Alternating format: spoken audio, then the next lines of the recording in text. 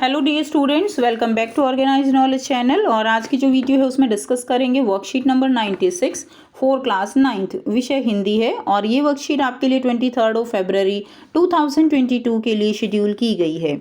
आज की जो वर्कशीट है बच्चों, उसमें हम जो चैप्टर है हमारा मेरे संग की औरतें, उसी को कंटिन्यू करते हुए आगे पढ़ेंगे। सो वर्कशीट शुरू करने से पहले प्लीज़ चैनल को सब्सक्राइब कर दीजिए, बेल आइकन को प्रेस कर लो ताकि आपको आने वाली वीडियोज़ की नोटिफिकेशन वो समय से मिल जाए। सो देखिए क्या दिया गया है। प्यारे बच्चों, इन कार्यपत्रकों के माध्यम से अब तक आपकी पाठ्य पुस्तक क्षितिज भाग 1 के पाठों पर चर्चा की जा रही थी। आइए आज के कार्यपत्रक में कृतिका के पाठ मेरे संग की औरतें पर चर्चा करते हैं, जिसकी लेखिका है मृदुला गर्ग जी।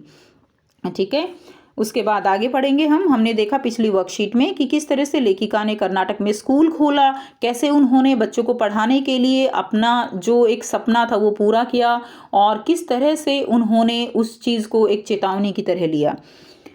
उसके बाद आगे देखिए, ऐसे अनेक मौके आए जब मैंने अपने जिद्दीपन के नमूने पेश किए। ठीक है, तो लेखिका यहाँ पे क्या कह रही हैं कि बहुत मौके आए जब जहाँ पर मुझे जिद्दी होना था, वो नमूने मैंने ऐसे पेश किए हैं, फिर चाहे वो स्कूल खोलने जैसा ही जिद्दीपना क्यों ना हो।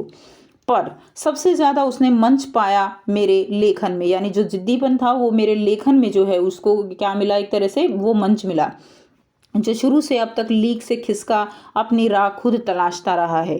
पर सब कुछ कर लेने पर भी मैं अपनी छोटी बहन रेणु के मुकाबिल नहीं पहुंच सकती। यहाँ पर लेखिका क्या बता रही है कि माना मैं ज़िद्दी थी, ठीक है, और जो मेरे लेखन में चीज़ें जो है जो मैंने समझी उनके अकॉर्डिंग क्या था, उनके अनुसार मैं बहुत ज़िद्दी थी, लेकिन अपनी बहन रेणु के मुकाबले मैं कुछ भी नहीं हूँ, जितनी ज़िद्दी मेरी बहन रेणु है। 1950 के अंतिम दौर में एक रात में दिल्ली में एक साथ 9 इंच बारिश हो गई। ठीक है, कि क्या हुआ कि दिल्ली में एक बार क्या हो गया, एक साथ जो है 9 इंच बारिश हो गई। और दिल्ली की खासियत यह रही कि थोड़ा पानी बरसते ही वहाँ के नालों में बाढ़ आ जाती थी, पुलों के नीचे पानी भर जाता है और तमाम यातायात ठप हो जाता है।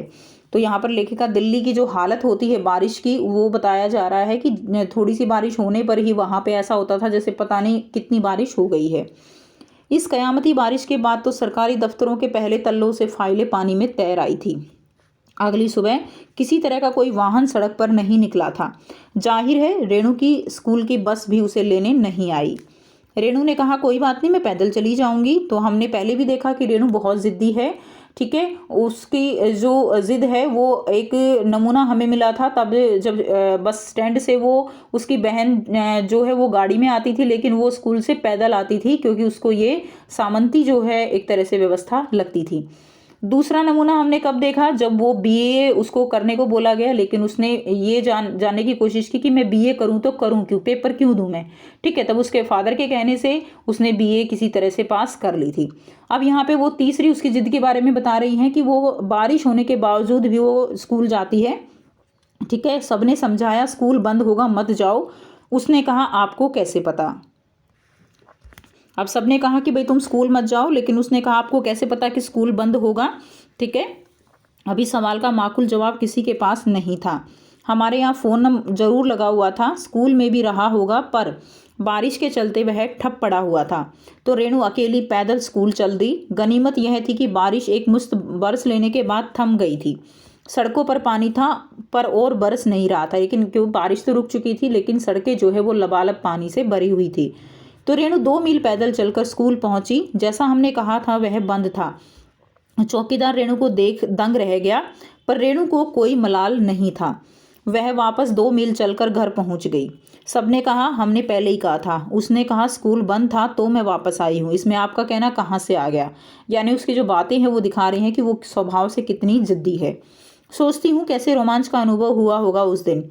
जगह जगह पानी से लबलब करते सुनसान शहर में निचाट अकेले अपनी धुन में मंजिल की तरफ चलते चले जाना, सच अकेलेपन का मजा ही कुछ और है। यहाँ पर जो लेखिका कह रही है कि सच अकेलेपन का मजा ही कुछ और है, वो इसको अपनी बहन जो उसकी रेणु बहन है, जिस तरह से कि वो इतना पानी भरे होते हुए भी वो अपनी मंजिल की तरफ जा रही थी, उसको कहीं ना कहीं अपने से भी रिलेट कर रही हैं कि कितनी ही मुश्किलें सामने आई, कितना ही किसी ने साथ दिया नहीं दिया, लेकिन लगातार वो अपनी मंजिल की तरफ बढ़ती रही। इसलिए वो कहती हैं कि अकेलेपन का मज़ा ही कुछ और है। उसके बाद देखिए अब आगे आपको यहाँ पर 4 प्रश्न दिए गए हैं और साथ में दी गई है एक जो है यहाँ पर गतिविधि। तो इन सब के आंसर हम 1 बाय 1 करेंगे। पहला प्रश्न है, लेखिका के जिद्दीपन के नमूने कहाँ दिखाई दिए? तो लेखिका के जिद्दीपन के नमूने सबसे ज़्यादा उनके लेखन में दिखाई दिए। दूसरा प्रश्न है, लेखिका की छोटी बहन रेणु ने भारी बारिश के बावजूद स्कूल जाने की जिद क्यों की? तो लेखिका की छोटी बहन रेणु बहुत ही जिद्दी स्वभाव की है, ठीक है, और उसने ठान लिया था कि वह आज स्कूल जाएगी, तो उसने किसी की बात भी नहीं मानी और उसकी स्कूल बस नहीं आनी थी और भारी बारिश के बावजूद उसने स्कूल जाने की जिद की। तीसरा प्रश्न है, लेखिका ने दिल्ली की बारिश को किस प्रकार दर्शाया है? लेखिका ने दिल्ली की बारिश के बारे में बताया है कि थोड़ा पानी बरसते ही वहाँ के नाले पर नालों में बाढ़ आ जाती है, पुलों के नीचे पानी भर जाता है और तमाम यातायात ठप हो जाता है। नेक्स्ट देखिए, क्वेश्चन नंबर 4 है, अकेलेपन का मजा ही कुछ और है। लेखिका ने ऐसा क्यों कहा? लेखिका स्वतंत्र व्यक्तित्व, हिम्मत, धैर्य और लीक से हटकर अपनी अलग राह चलने वाली व्यक्तित्व वाली लड़की है, जिसने अकेले अनेक मुश्किलों का सामना करते हुए अपने लक्ष्य को प्राप्त किया है। इसलिए लेखिका कहती है कि अकेलेपन का मजा कुछ और है। गतिविधि दी गई है, यहाँ पे गतिविधि है, भारी बारिश के अपने अनुभव को एक अनुच्छेद के रूप में आपको लिखना है, ठीक है। यानी आपको जो है भारी बारिश में अगर कोई भी आपका अनुभव है उसको आपको यहाँ पर लिखना है। तो आप अपना अनुभव यहाँ पर ज़रूर शेयर कीजिएगा। कोई ना कोई अनुभव आपका ज़रूर जो है रहा होगा। कभी बारिश हुई होगी तो आप स्कूल ना जा पाए हों और आपका बहुत ज़रूरी कोई पेपर छूट गया हो, या जो है आप रास्ते में हो, भारी बारिश रास्ते में हो जाती है और किस तरह से आपकी बुक्स भीग जाती हैं, कैसे आप घर तक पहुंचते हो, कई तरह के अनुभव आप के हो सकते हैं। तो उसी तरह का एक जो है उदाहरण लेते हुए यहाँ पर आपको दिया जा रहा है। एक बार दिल्ली में बहुत बारिश हुई, चारों तरफ पानी ही पानी भर गया। मेरा उस दिन पेपर था। सभी घर वालों ने मना किया कि पेपर कैंसिल हो जाएगा, लेकिन कोई ऐसी खबर नहीं मिली थी, इसलिए मैं घर वालों की न मानते हुए अपनी साइकिल उठाकर चल पड़ा। लेकिन स्कूल पहुंचते पहुंचते मुझे 4 घंटे लग गए, क्योंकि मेरी साइकिल वो क्या हो गई थी, मेरी साइकिल पंचर हो गई थी, ठीक है। और वहाँ जाकर पता चला कि स्कूल जो है वो बंद है।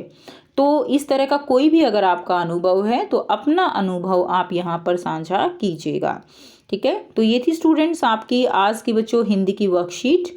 आई होप सभी बच्चों को क्लियर है। और आज की वर्कशीट में भी हमने जाना कि किस तरह से रेणु जो है वो समय समय पर कैसे अपनी जिद जो है वो दिखाती है, जिससे हमें रेणु के जिद्दी होने का स्वभाव पता चला है। सो अगर वीडियो अच्छी लगी तो वीडियो को ज़रूर से लाइक कर दीजिए, शेयर कर दीजिए और चैनल को सब्सक्राइब कर लीजिए। So thanks for watching, have a nice day.